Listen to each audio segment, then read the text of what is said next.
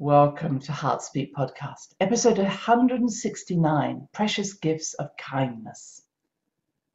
Well, hello there, wherever you are in the world, you are welcome. And I celebrate with you, whether it's the solstice, whether it's Christmas, the New Year, whatever you're celebrating at this time, it's a time for birth, a time for new light to enter the earth. It's a time for kindness. And I've just been aware that in certain individuals, there's a lack of kindness. I seem to be fed up of being shamed, blamed, bullied, coerced, told off. This isn't the time for that. It's a time to come together. It's a time for that human milk of kindness to spread. I remember at this time of year, my church that I used to go to as a child. Yes, it was a Christian church, Church of England, but a very, what I'd say, a low church. In other words, I didn't know there was a hell and damnation. I didn't know there was an authoritarian God. All I knew was that our church was connected to our community, to our school, to the people. And it wasn't a hierarchical church. It was, how do we serve? How do we come together? How do we look at every person who lives in that community and honor them? We went through all the festivals, the harvest festivals, Easter, etc. But it was always about sharing. It was about the cooperation brings prosperity to everyone. And all I remember is our vicar talking about, let's pray for Mrs. So-and-so who's going through a hard time. Let's pray for Mr. So-and-so who's having an operation. It was that type of church where people contributed. Maybe we did hear children sing in the front or someone step up with a guitar. It was, what are your gifts that you wish to offer? And I remember one time that our organist, who was a very good organist, was invited to go and play and maybe work in one of the most prestigious cathedrals in the country. And that was the whole service, about how we were going to support him, how we were going to get him to this church, who was going to be able to drive him there. And then a little while later, he came back, and we were all told by the vicar, don't say anything. Because where the organ was high up in the cathedral. And this poor man did not have a head for heights. So he couldn't do the job. So he came back to our lowly church on the ground level. And that was the way I was brought up. The idea of do unto others as you do unto yourself. Be a neighbor to other people. Be a friend. Be kind. And that kindness seems to have dissipated somewhat. It's there. Many kind people out there, many people doing something just from the goodness of their heart. But it's also got veiled in distrust and masks. And what do you want? And if I do this, can I have something? That's not who we are. We're part of this energy, this natural energy that's flowing at this time. That when we work together, we do bring more light to the world. We do birth new energy. And that's what's happening. And I think back into my own life of moments of kindness towards me. And like you, I've been through many events in my life, highs and lows. But you know, even in those lows, the moments that really stand out were those random acts of kindness, those moments where someone just stepped forward without a need. It wasn't their identity or their career. And I think because my mother died around this time of the year, of her death, very sudden, and how obviously distraught when she died and my family were, I left their home and went to a place where I could have a pizza because I hadn't eaten for a couple of days. And I wasn't crying, I wasn't particularly showing my grief, but clearly the waitress could see I was sad or in grief. She came round and literally gave me a hug and said, how can I help you? What can I do for you? And yes, I probably started crying. But she did it just because she resonated with my energy and wanted to support me. Just as I'm sure many of you and I have done many times in our own life. And I think of times in the hospitals where these random acts would appear, strangers sitting with other strangers when there was bad news, someone having the time, taking the time to sit on someone's bed and listen to their story, listen to their sadness or their way of coping with what's going on in their life, their confusion, their way of just wanting to work through what was happening for them. Someone listening, someone hugging, someone making a cup of tea, which is very common in Britain. And these moments are really important now. And when I go out, and I do it not just because I want to spread that kindness, I am recognizing in other people their energy, they're wanting to open their heart. So I love it when we smile just spontaneously, when we hug, when we laugh, when we see something that's beautiful or magnificent or unusual, and together we go, oh, did you see that? These are these moments when we lift our frequency. And when we do that, then the universe, the cosmic energy, the spirit world meet us in that frequency. It doesn't mean you have to be laughing all the time. It doesn't mean you have to be smiling. But when those moments of higher resonance come, that moment of compassion, that moment of coming together in beauty occur, then that's the frequency we bring onto the earth. We are met by that frequency. And just to say, sadly, when we are in fear, that's the frequency we bring onto the earth. And that fear is not the opposite of happiness, it's separation. So that when we're in fear, when we're in distrust, we're actually inviting the energy of polarization, of separation, of not feeling loved, not feeling connected. But when we laugh, when we smile, when we connect, we bring in more love. And this time of the year is a time for that to happen. I remember years ago someone saying that on Christmas Eve, and you can just see this in whatever celebrations you have, but on the eve of a celebration, the spirit world come extraordinarily close to us. And if we think of Father Christmas going across the sky on his sleigh with his reindeer, I think that idea came from this idea that at this time, angels, archangels, and spirits are crossing the sky, dropping these precious gifts of kindness into our heart stockings, into our hearts. And so if you wish for anything at this time, let it be that your heart is open and that you receive those gifts of kindness, of resonance, of new energy. And this particular solstice is very different from other solstices.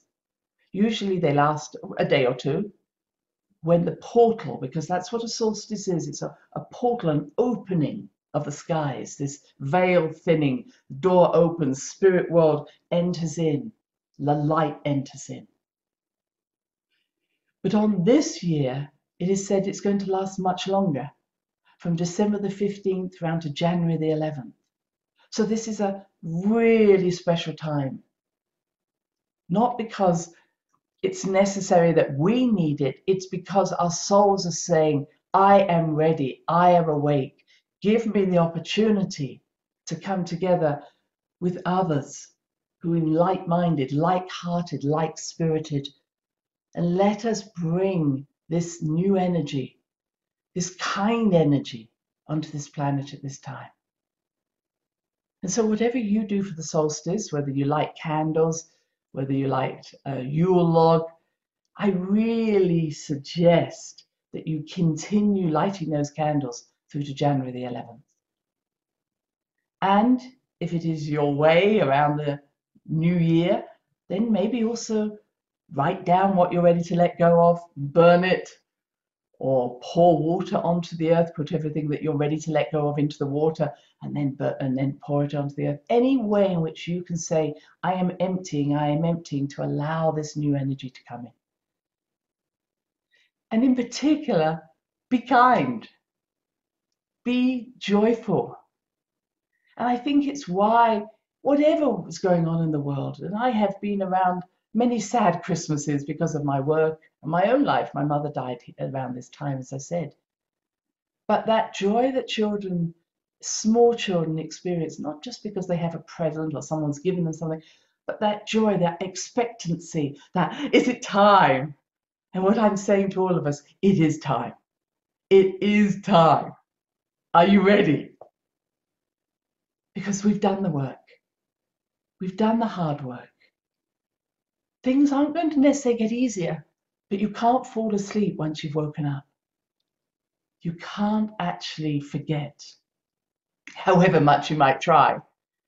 I often think of that, is that once you have become conscious, you can't become unconscious again. And find ways today, tomorrow, over the next few weeks to be kind, not only to others, but to ourselves. What do we do to be kind to ourselves? I personally like to go and have a nice long bath, sit in front of a fire, put my feet up, don't answer emails for a while. I like to go out for walks, not take my phone with me. You know, whatever it is that is work and not kind, maybe just give yourself a break from it. Just be kind and ask others to respect that kindness, because when they do, they're being kind to themselves as well. Again, I remember at this time going to the Christmas Eve service at midnight at our church. And yes, it was late, and yes, it was probably 1 a.m. when we came out and the bells were ringing. But I thought always of the bells ringing across the world, not because of Christianity, but because of joy. You just think of how much celebration comes in when people of like mind lift their frequency, for whatever reason, for whatever tradition. But that lifting of a frequency and feeling that joy, that kindness. And yes, we would smile and we would laugh, and we'd be offered mince pies in the middle of the night, and we'd give each other hugs, and we'd hug people, strangers. And there was no fear, because there was this unified energy that this has to be good. This has to be the right thing, because my heart is open to it. So as we move into that new year, and I'll talk more about that next time, this is really a promise to ourselves to say, what will I no longer allow into my life? And what will I open myself to? What is the kindest thing I can do for myself? What is the most nurturing thing? What will allow me to feel more of that joy, more of that connection, that commitment, that collaboration, that prosperity? Not as an individual only, but as a collective, because this is where we are now. Because at this time, we also have Venus in Capricorn, which happens always at this time of year, but it's going retrograde and will continue retrograde until the end of January. And on the 25th of December, it is conjunct Pluto. And Pluto in Capricorn, as we know, has been turning over institutions, breaking down institutions that do not understand that there is a energy, a natural energy they need to follow. Breaking down institutions that are not living by integrity, by truth, by honesty. Breaking down institutions still living on a sort of hierarchical level. This is going. This is ending. Not immediately, I have to say. Pluto's getting to the end of Capricorn. It's looking into Aquarius. Aquarius, as I always say, is about self-accountability, self-responsibility, community, not about hierarchy. So when Pluto meets Venus in Capricorn, 25th of December, and around this time, we're going to see more breakdown. And that might not be necessarily in the outer world, but we'll see it in our own world. Where am I not living in integrity? Where are my relationships not in integrity? Where do I not find that natural order in my relationships? And what does that mean to you? If you watch your garden or where you live, the seas, the mountains, the clouds, things move together, flow together. Some things live, some things die. But it's not aggressively die. And it brings to mind seeing a tree in the middle of the outback in Australia, and this huge branch had fallen off. And I asked the guide, why has that happened? He said, because in a drought, different branches will choose to surrender, sacrifice themselves for the rest of the tree to survive. And then the next drought, another branch will fall off and this branch will grow. Things happen in nature that are not dictated, not mandated. They happen because the collective understands that if we flow with nature, which is very much Venus in Capricorn, a love of natural order, when we flow with that, then everything happens for all of us. When we're outside the natural order, then things break down. And at this moment, we're right on that threshold of being so far away from the natural order, there will be those systems that cannot survive it. And on some level, that isn't anything to do with me or anything else. It's just that that's how the cosmos works. So those things that choose to not be part of a natural order, the collaboration, the prosperity, the kindness, the joy, the love, are starved of cosmic energy. They cannot survive. And that's why so many of us, and I hear it from others, are saying, keep connected to the land, keep connected to Mother Earth. Because it isn't just about, oh, I'm rooting myself in Mother Earth, although as you hear me say, I always know that's very important.